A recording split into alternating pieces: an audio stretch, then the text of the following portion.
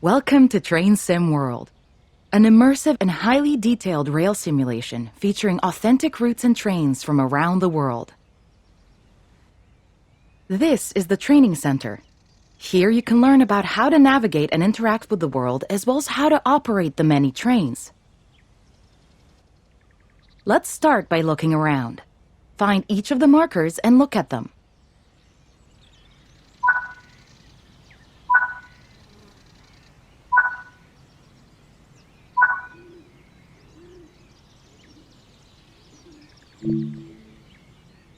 Your current objective is shown at the top left of the screen. Walk to the blue marker to complete the current objective.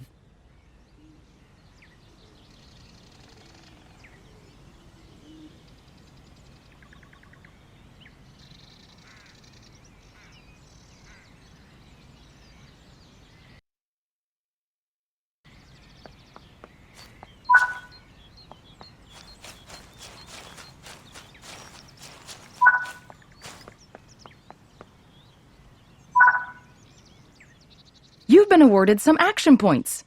These are displayed in the top right corner of the screen and count towards your overall experience level for the game. This is one of the many types of route tasks to be discovered.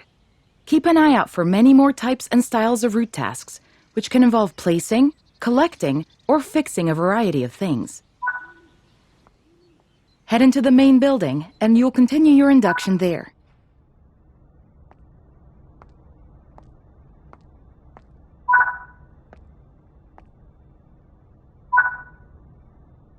You can pause Train Sim World at any point to review objectives and a lot of other information about what's happening at the moment. Try it now, and then return to the game after you've had a look around.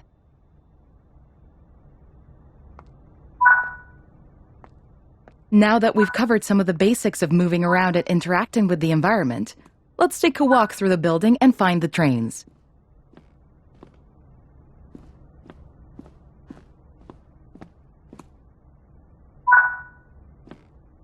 This is Central Square. From here you can explore the main training center depot and surrounding yards.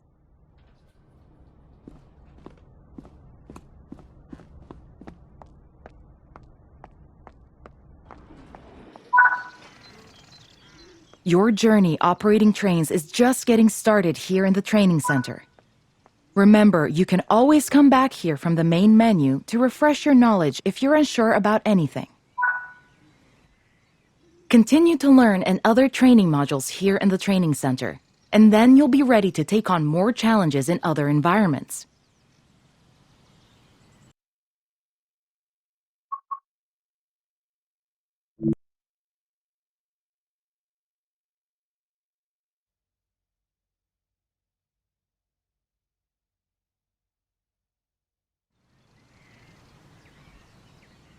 This module will cover the on-screen overlay, known as the heads-up display or HUD, that is shown when you are in control of a train. Climb up the ladder into the locomotive and then sit in the seat.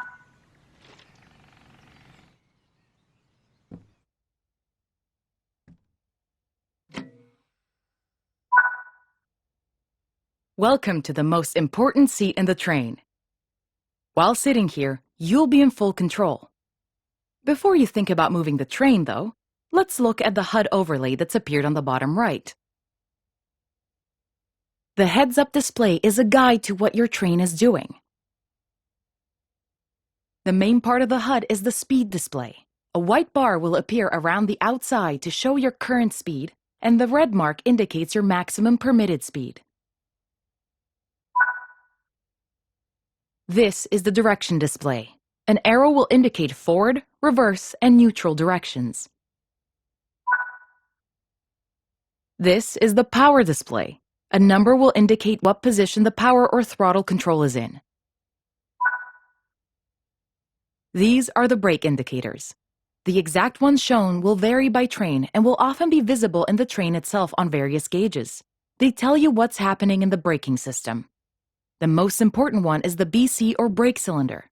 If that's reading 0, then your brakes are released. Anything else, and brakes are applied and you won't be able to move. Every train can have small variations in the HUD unique to the way it works, but they will mostly look the same. As you learn to control new trains, study the HUD and learn how it helps you operate it. If you want to see this again, you can rerun this training module at any time.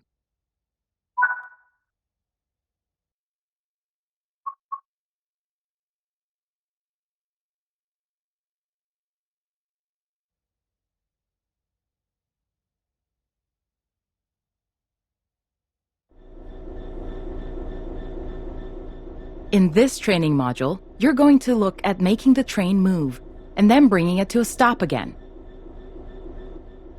While many trains have different controls and are operated in different ways, there are basically always 3 controls that are common and are required to move the train. The reverser sets the direction between forwards and backwards. The brakes are used to slow or stop the train. The throttle controls how fast the train accelerates. We want to move the train forwards, so keep the brake control and release until you can see the brake pipe control needles are reading 5. Watch the brake cylinder, or BC gauge, to see it gradually reduce to 0, which tells you that the brakes are now fully released and you can move the train. As you apply power, notice the amp bar rising. This is the amount of power being fed into the traction motors. Now that you've reached your target speed, you can move the throttle control back to 0. The train will then coast on level ground, and the train will only slow down very gradually.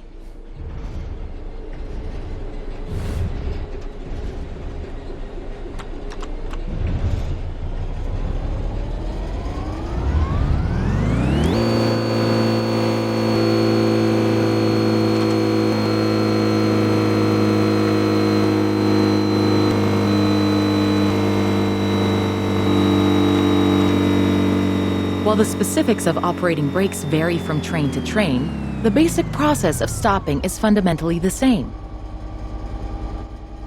Bring this train to a complete stop by holding the brake control in the apply state until you see the brake pipe control needle in the center of your cab desk showing about 4 bar. The amount of braking you'll need to apply also varies depending on whether you're going uphill or downhill, and how heavy your train is.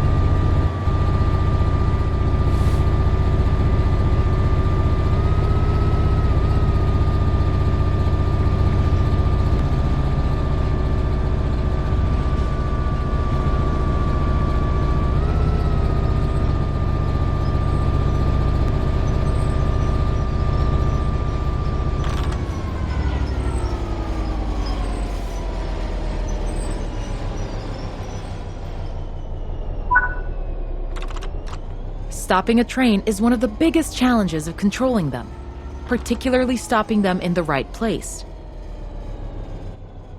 That concludes this module. Restart the module to learn the steps again, or move on to the next module.